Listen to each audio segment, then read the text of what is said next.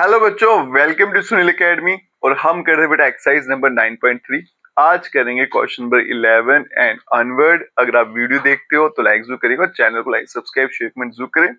आज के जो क्वेश्चन है बेटा वो पर्टिकुलर सोल्यूशन पर बेस्ड है, मतलब इसमें सी की वैल्यू भी मुझे निकालनी होती है। इससे पहले जो किए थे बेटा वो जनरल सोल्यूशन थे, उसमें आपका कांस्टेंट सी वो सी ही रहता है। ठीक है, चलते हैं बेटा, स्टार्ट करते हैं।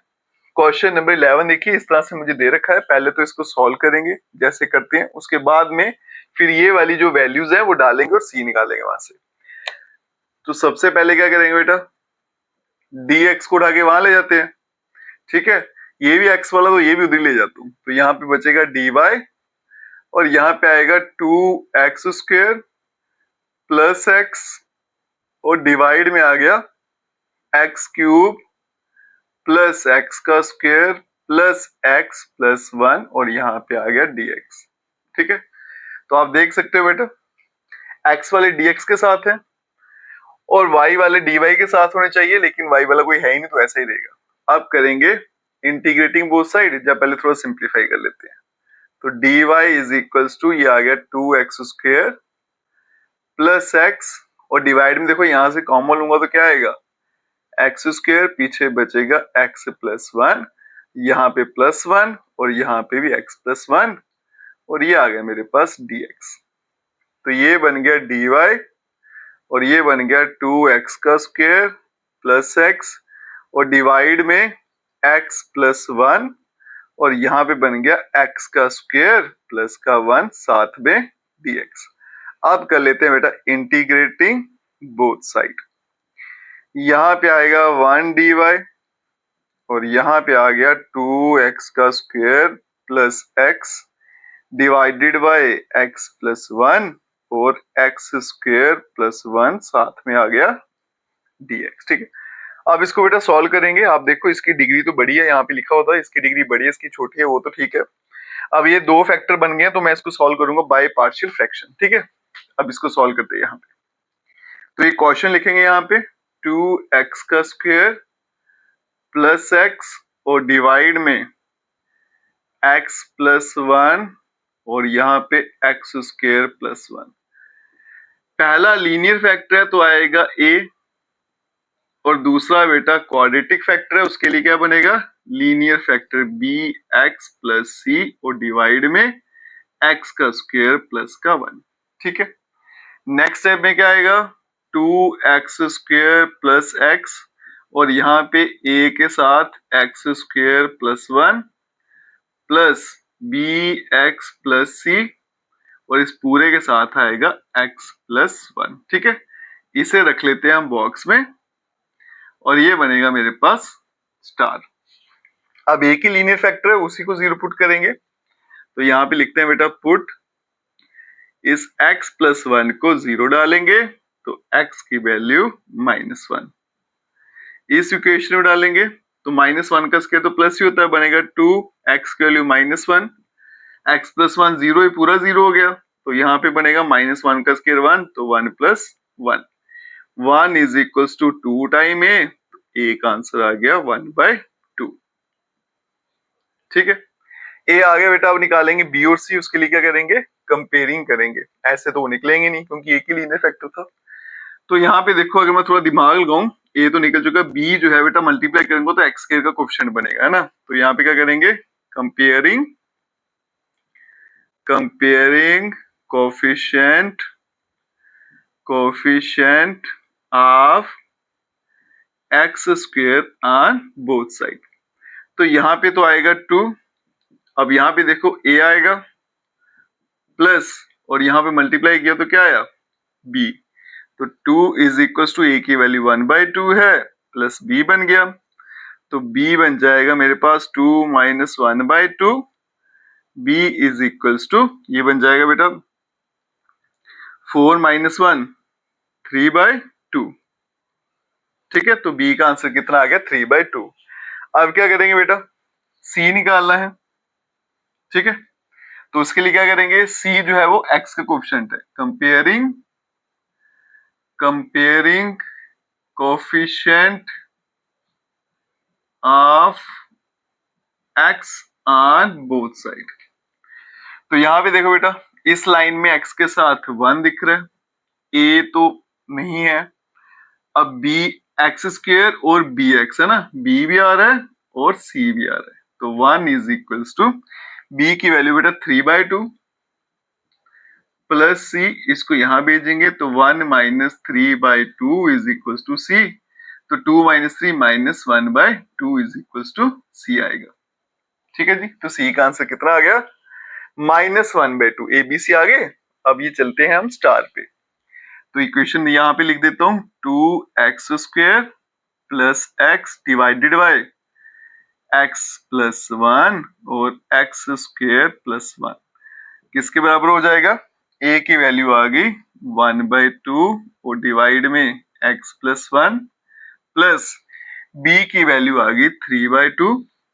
ठीक है, साथ में क्या था x, c की वैल्यू -1/2 और डिवाइड में आ गया x² प्लस 1 आ गया। ठीक है, अब क्या करना है बेटा, यहां पे चलेंगे इंटीग्रेशन पे, तो ये बन जाएगा मेरे पास 1 into d y is equals to integration of 1/2 upon x plus 1, यहाँ पे dx प्लस अलग अलग कर लेते हैं, ये आ गया 3/2x minus 1/2 upon x² plus 1 और यहाँ पे आ गया मेरे पास dx। ठीक है, लिखना तो पूरे का पूरा था पहले, फिर उसके बाद अलग करना था, तो मैंने इन दोनों को अलग कर दिया, अभी इनको भी अलग करूंगा। तो 1 का तो आ गया मेरे पास y।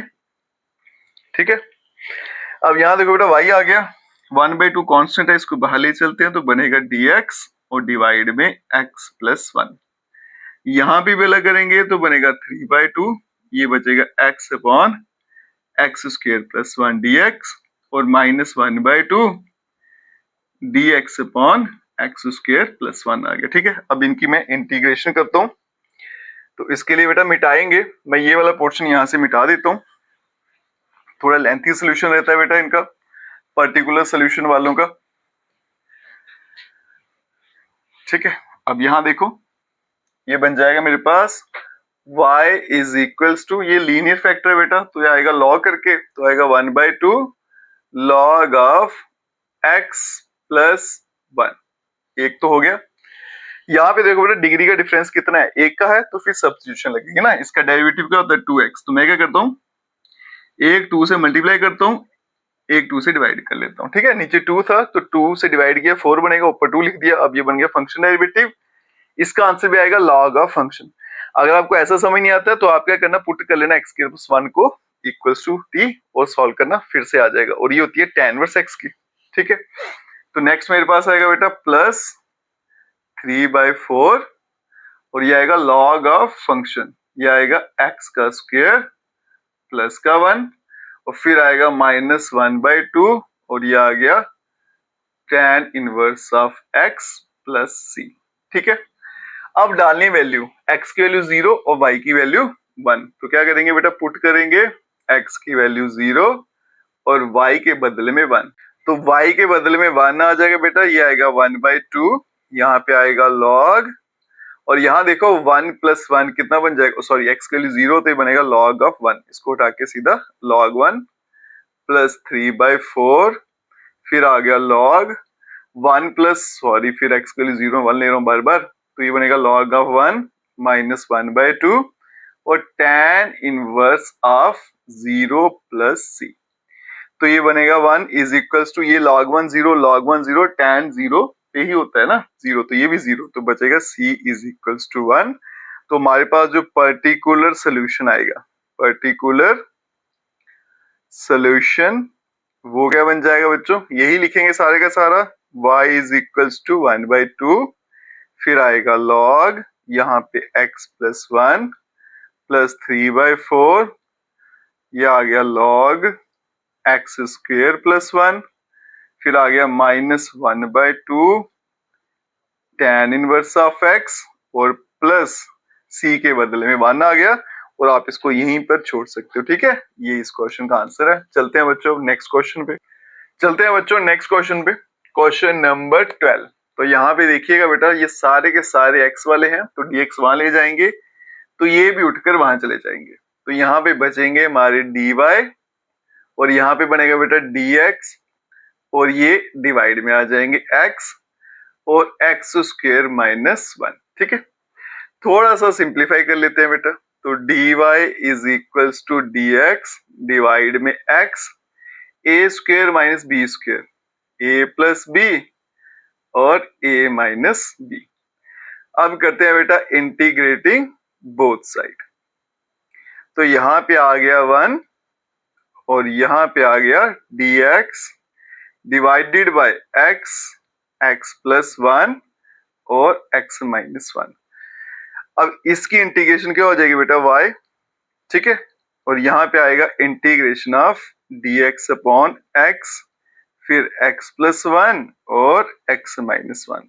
अब ये देखो बेटा ध्यान से, तो यह भी पार्शियल फ्रैक्शन लगेगी यहाँ पे, क्योंकि तीनों के तीनों लीनियर फैक्टर है। ठीक है, तो इसको सॉल्व करते हैं बाय पार्शियल फ्रैक्शन।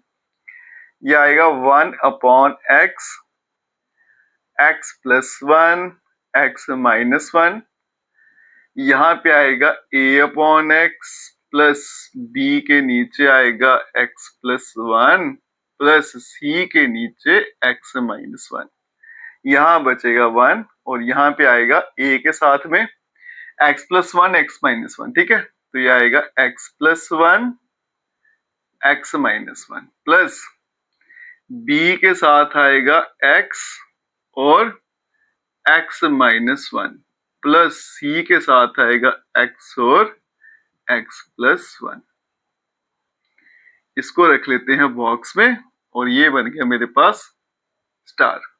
एक एक करके जीरो पुट करते जाएंगे बेटा। तो पहले पुट करेंगे x को, तो यहां से x की वैल्यू सीधा 0 निकल के आएगी, यहां डालेंगे, ये आएगा 1 इज इक्वल्स टू, ये भी 0 ये भी 0, सीधा वैल्यू यहां डालेंगे तो क्या बनेगा a, यहाँ पे आ गया 1, यहाँ पे माइनस 1, तो a का आंसर माइनस 1। फिर दूसरे फैक्टर को 0 पुट करेंगे, x plus 1 is equal to 0, तो x की वैल्यू माइनस 1। ठीक है, यहाँ पे डालेंगे तो बनेगा 1 इज इक्वल टू, ये भी 0 x प्लस 1, ये भी 0, सीधा वैल्यू यहाँ पे डालूंगा तो बनेगा b minus 1 minus 2, 1 is equal to 2 time b, तो b का आंसर बनेगा 1/2।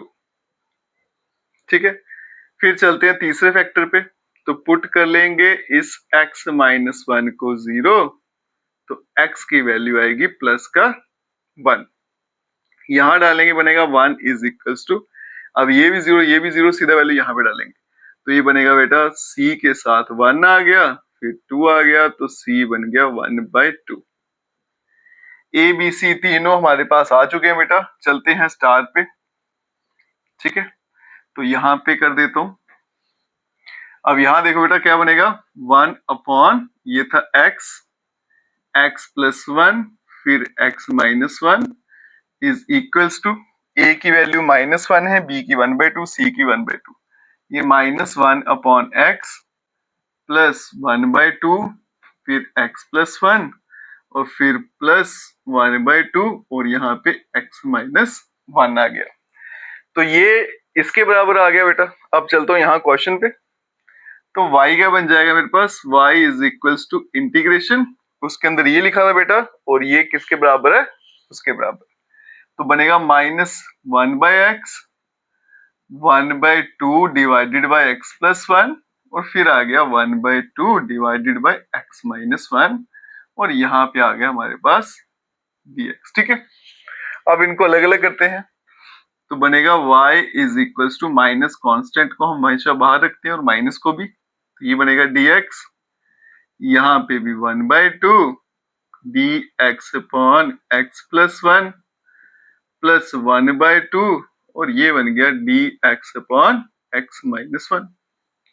ये बन गया y is equal to minus log of x plus 1/2 log of x plus 1, फिर आ गया plus 1/2 log of x minus 1 और प्लस c। ठीक है, उसके बाद बेटा वैल्यू डालेंगे y 0 और x की वैल्यू 2। उसके पहले मैं थोड़ा सा इसको सिंप्लीफाई कर लेता हूँ, फिर आप देखिएगा बेटा c की वैल्यू निकालना बड़ा आसान हो जाएगा। सभी में आपको 1/2 दिख रहे हैं ना, तो ये minus log x plus 1/2 common लूं तो ये प्लस हो रहा है बेटा, तो इसको मैं क्या लिख सकता हूँ, मल्टीप्लाई में log ऑफ x प्लस 1 और x माइनस 1, ठीक है, plus c। y is equals to minus, अब यहाँ पे देखो बेटा इसके साथ 1/2 नहीं है ना, तो मैं जबरदस्ती बनाऊंगा, एक 2 से डिवाइड कर लेता हूं, एक 2 से मल्टीप्लाई कर लेते हैं, ठीक है, और ये आ गया प्लस 1/2 लॉग और x स्क्वायर माइनस 1 प्लस का c। ठीक है जी, ये 2 उठकर ऊपर चला जाएगा, तो y बनेगा बेटा माइनस 1/2, लॉग की प्रॉपर्टी लगाऊंगा तो बन जाएगा x का स्क्वायर प्लस 1/2 और यहाँ पे लॉग और x square minus 1 plus c, ठीक है। अब यहाँ पे देखो बेटा ये दोनों माइनस में है, तो मुझे पता माइनस में तो डिवाइड में चला जाएगा, अब दोनों में 1/2 है, तो बनेगा लॉग, पहले आएगा x स्क्वायर माइनस 1, फिर डिवाइड में आ गया x का स्क्वायर प्लस का c, ठीक है। तो ये मेरे पास y निकल कर आ गया सिंप्लीफाई करने के बाद। अब यहाँ पे वैल्यू डालते हैं, y 0 है, y इज इक्वल्स टू 0 और x इज इक्वल्स टू 2 यहाँ पे डालेंगे, तो ये तो 0 हो गया बेटा, x की वैल्यू 2 डालनी है तो क्या बनेगा 1/2 लॉग 2 का स्क्वायर 4 माइनस 1 क्या होता है 3 और 2 का स्क्वायर क्या आएगा 4 प्लस c, तो c का आंसर आ गया माइनस 1/2 लॉग ऑफ 3/4, ये आ गया मेरे पास c आ गया।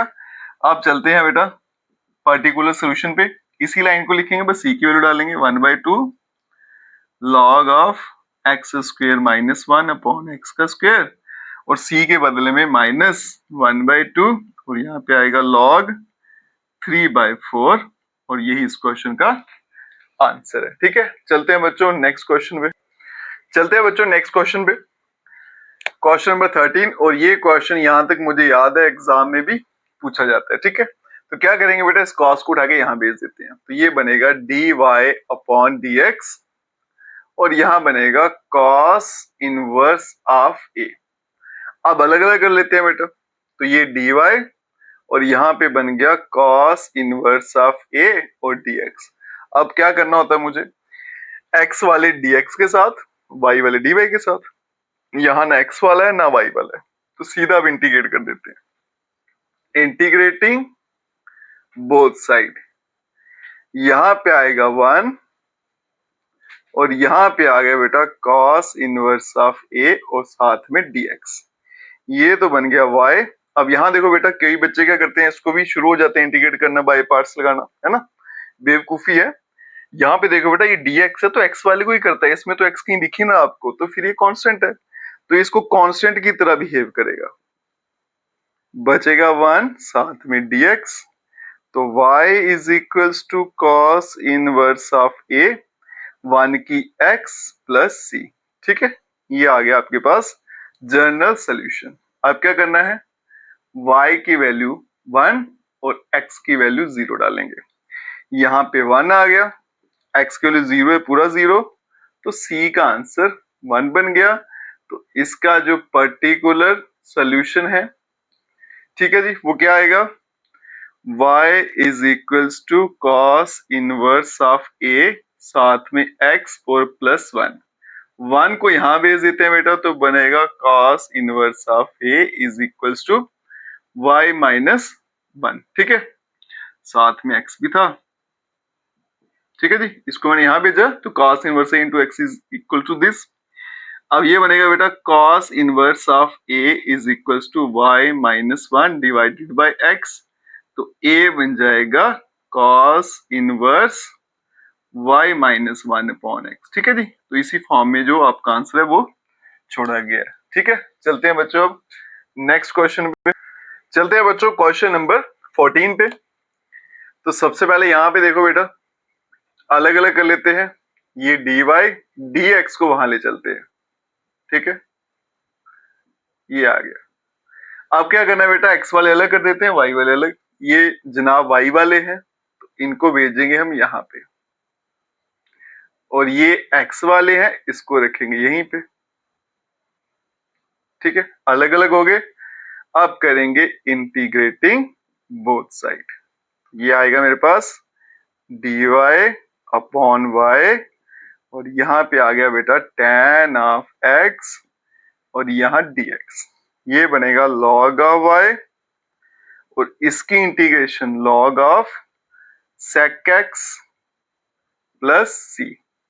ठीक है, और ये आ गया बच्चों इसका जनरल सॉल्यूशन। अब आगे चलते हैं पर्टिकुलर की तरफ। तो x की वैल्यू 0 डालिए, y की वैल्यू 1। x की वैल्यू 0 डालनी है, y की वैल्यू 1। तो यहाँ पे क्या बनेगा बच्चों, log ऑफ 1 और यहाँ पे log sec 0 प्लस c। ये तो 0 ही होता है और यहाँ पे sec 0 होता है, इसका आंसर 1 होता है, तो बनेगा log 1 प्लस c। ये भी 0 हो गया तो c का आंसर 0। तो फिर इसका जो पर्टिकुलर सोल्यूशन है PE इज क्या आ जाएगा बच्चों, log of y is equals to log of secant x। c तो 0 हो गया, ये भी कटेगा और y is equals to sec x। ठीक है जी, और ये इस क्वेश्चन का आंसर है। तो आज की वीडियो बेटा यहीं तक रखते हैं। अगर आप वीडियो देखते हो लाइक जरूर करिएगा, चैनल को लाइक सब्सक्राइब शेयर कमेंट जरूर करें। Best of luck.